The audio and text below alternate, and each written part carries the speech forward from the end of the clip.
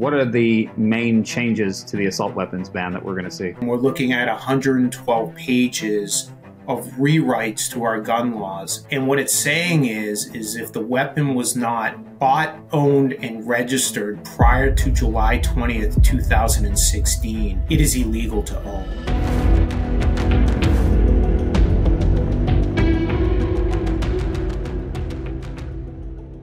Hi everybody, welcome to Trigger the Truth with attorney Jason Guida. I'm Matt Skye. Jason is the leading expert on Massachusetts firearms law. Jason, thanks for joining. Oh, thanks for having me, Matt. So we got some news. Massachusetts just passed a new gun bill. How significant is this legislation? Yeah, it is a busy and stressful time for gun owners in Massachusetts right now. This piece of legislation has been worked on by the state House and the state Senate over the past 2 years, but it's been stuck in a conference committee for a couple of months, quite a few months, where it was kind of secretly worked out, where no one really knew what was in it. This past Wednesday, the language was released, and we're looking at 112 pages of rewrites to our gun laws. And a lot of this legislation, a lot of this law is going to criminalize what has been previously thought of as legal conduct.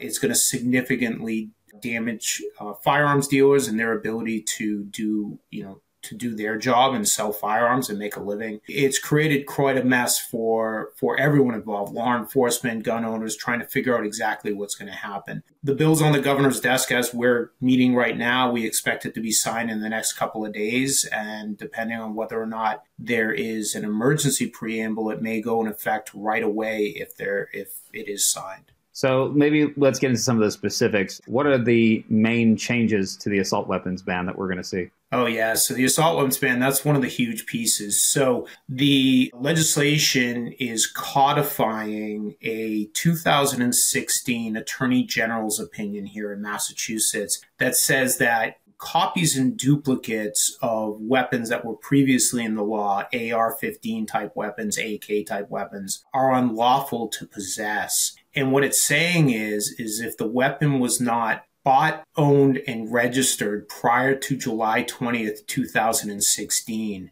it is illegal to own. And there are many people who purchase things after July 20th of 2016, believing either that the AG's enforcement notice didn't have the force of law, which, there's a good argument behind that, or believing that it wasn't going to be enforced or it was just going to be ignored. And for many years, it was ignored. Those people now are, in their gun safe may have something that, if they're caught with it, could turn them into a convicted felon. They are also, and this is another big piece, they are redefining some of the features that make a semi-automatic rifle a assault weapon.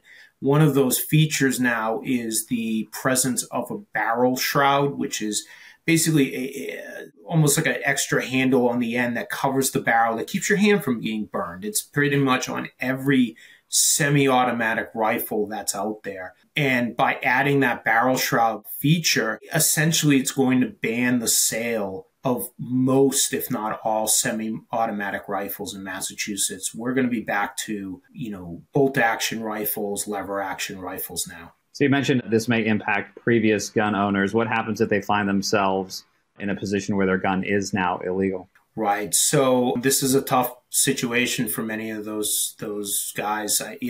I'm advising my clients first, maybe contact the firearms dealer that sold it to you and see if you can get a refund, see if they'll take it back. A lot of firearms dealers, if they're also licensed manufacturers under federal law, they're going to be able to sell those out of state. So some of these dealers are taking them in on consignment right now, and they'll ship them out of state. You're probably going to lose money. I mean, that's the honest truth, is that, you're probably going to be out, hundreds of dollars on these items that you bought thinking that they were legal. So are there any in particular problematic areas of this bill? Yeah, I mean, besides that piece, there's a couple of other things that are in there that are really jumping out at us. One of the big pieces is our red flag law and the expansion of our red flag law. For those who don't know what red flag is, it's essentially a petition that's filed in court where somebody says that you're a danger and that you shouldn't be able to have possession of a weapon. This law is increasing or adding people that can actually red flag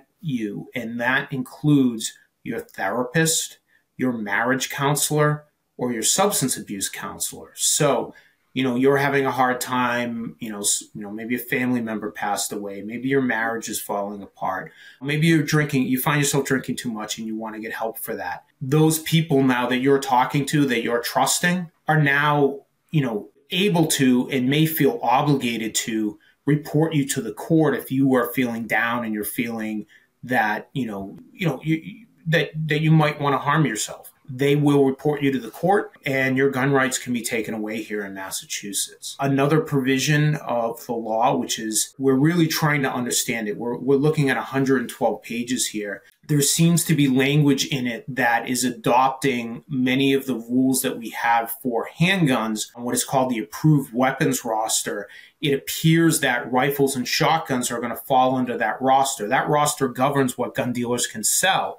Right now, there are no rifles and shotguns on that roster, and it seems like when this law is signed, or at least if there's no emergency preamble within 90 days, gun dealers are not going to be able to sell any rifles or shotguns until that roster is updated. That's significant and probably unconstitutional. So obviously, whenever laws like this change, there tend to be legal challenges. What do you see coming down the pipeline? Yeah, absolutely. There's no question that there are going to be a number of significant challenges. We are actually, and I say we, attorneys that practice in this field, along with interest groups such as the Gun Owners Action League here in Massachusetts, the Second Amendment Foundation, actually have a meeting this evening, later on today after we're done with this conversation, to talk about what we expect is going to happen. I do know that the Gun Owners Action League has had a national law firm that has worked with the New York law on retainer. We're going to be talking about splitting up parts of this bill possibly to seek what's called injunctive relief, which would prevent parts of it from going into effect right away. There are also conversations out there about a voter referendum.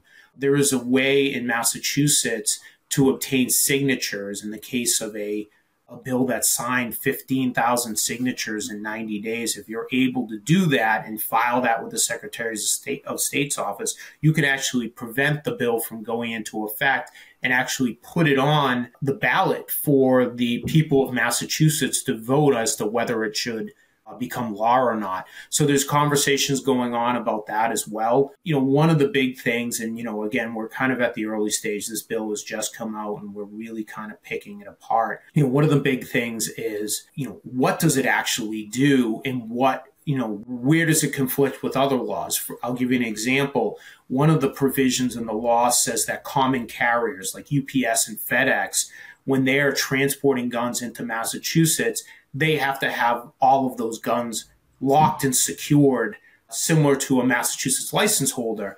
That's going to be a big problem for gun dealers getting shipments to their shops, because a lot of those UPS trucks, they don't have, the front door is open to the cab and they can get in that way and get in the back. Those things aren't locked. UPS and FedEx may say, you know what, we're not going to ship to Massachusetts anymore. That's going to be a big problem. That's going to initiate, hopefully litigation and injunction. But on top of that, that provision likely conflicts with federal law. Federal law governs interstate transport of things, and there are laws governing how weapons can be transported across state lines. So, as we're looking at the bill, we're looking at, okay, does it conflict with federal law? Does it conflict with state law and prior decisions?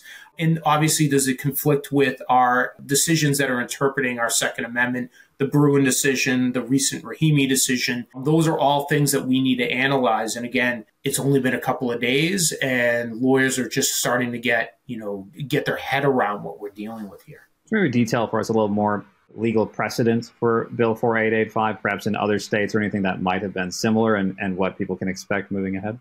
Yeah, so this bill really, I think, takes a lot of its initiative from what New York recently did in New Jersey. It did, it actually scaled back some of what they call the prohibited places language. So a lot of what New York did was try to prohibit the carrying of firearms in public places everywhere.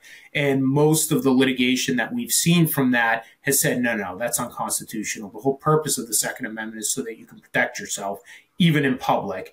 This bill scales that back and just really focuses on government buildings, schools, things like that. With regard to what can be sold and what can't be sold, California has similar type laws out there. Those have been challenged and they're working their way through the federal court system. We actually have a challenge right now that's working its way through the federal court system on our list of guns that can or cannot be sold by firearms dealers. This is going to kind of upset that apple cart, if you will, because now, and I've been consulting on that case, now we have to look at this new law and say, okay, does that make our current litigation, do we have to amend it? Is it moot?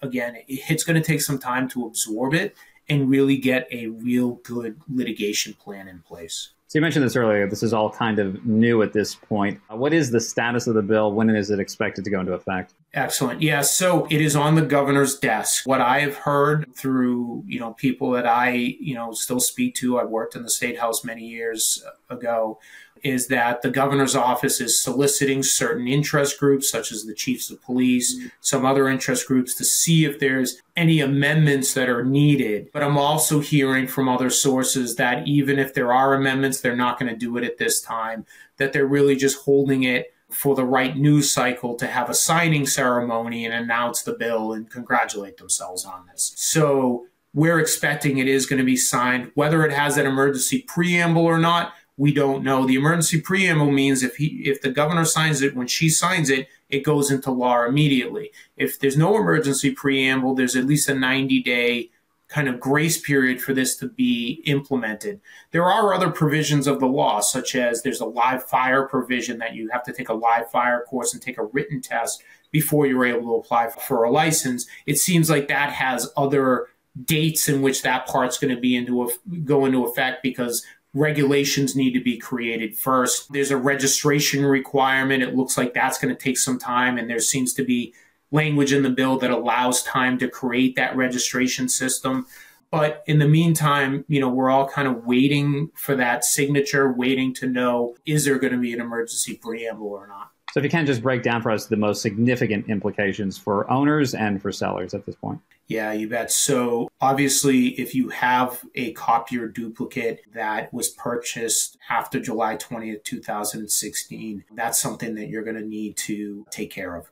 After this bill goes into effect, that could be, problematic, from a criminal standpoint. The registration requirement, everyone who has brought in guns here in Massachusetts, if you've built firearms, all of those are now going to have to be registered. That was not the law before. You only had to register a transfer if you sold a gun. Now, if you own it, it needs to be registered. If you have what they call pre-banned large capacity magazines, if you had one prior to September 13th, 1994, or at least manufactured before that date, you're not going to be able to carry that magazine around anymore. You can have it.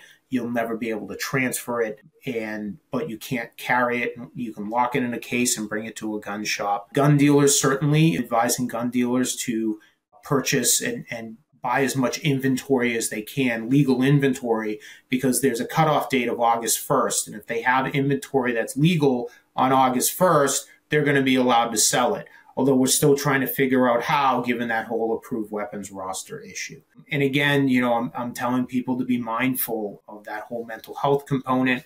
That's going to be, kind of wait and see to see what kind of impact that has on people's rights here in Massachusetts. So we've covered a lot of ground. Jason, are there any major takeaways for listeners and viewers today? Yeah, the major takeaway here is to know what's in your gun safe. Number one, ask questions and get help. Use the resources that are out there. There's a lot of good resources. The Gun Owners Action League is a good resource. If you do want to hire counsel, we're taking calls and setting up phone conferences. Don't rely on kind of the internet blogs and the people who are saying things that aren't lawyers, don't know what they're talking about. Those people may get you in trouble, and they may have already. So get your information from good sources.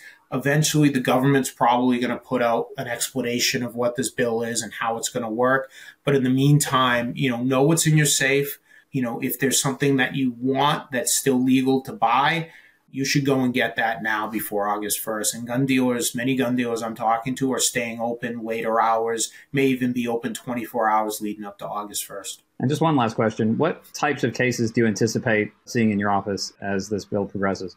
Yeah, of course, we definitely think there's going to be an uptick in red flag petitions. I do know a lot of my clients do go through issues, marriage counseling, therapy, and there are a lot of people in that field who play kind of the better safe than sorry game. So we think there's going to be an uptick in those. And certainly there's a lot of people over the last 8 years or so that bought AR type lowers, thinking that they were legal to buy, believing that because people told them it was okay. Those people are going to end up, hopefully they take care of it. But if they keep those things and they have a problem, they're going to end up getting charged with an assault weapon ban violation. That's a serious felony, and that can be, life-changing, to be honest with you. We're also probably going to see registration issues. There's a lot of people that brought guns here when they moved to Massachusetts over the last 30, 40 years and didn't realize that, aren't going to realize that the law is changing and those things need to be registered. So I suspect as time goes by, people are going to be found to have, unregistered weapons, and we're going to have to deal with that as well. And that's what we're expecting right now. Again, most of the calls I'm taking right now is, how does this law impact me, whether you're a gun dealer or a gun owner in Massachusetts? A lot of legal aspects to keep in mind. Everybody, this has been Trigger the Truth with Jason A. Guida. For information or to connect with Jason, visit lawguida.com. Jason, thanks for your time today. I appreciate it.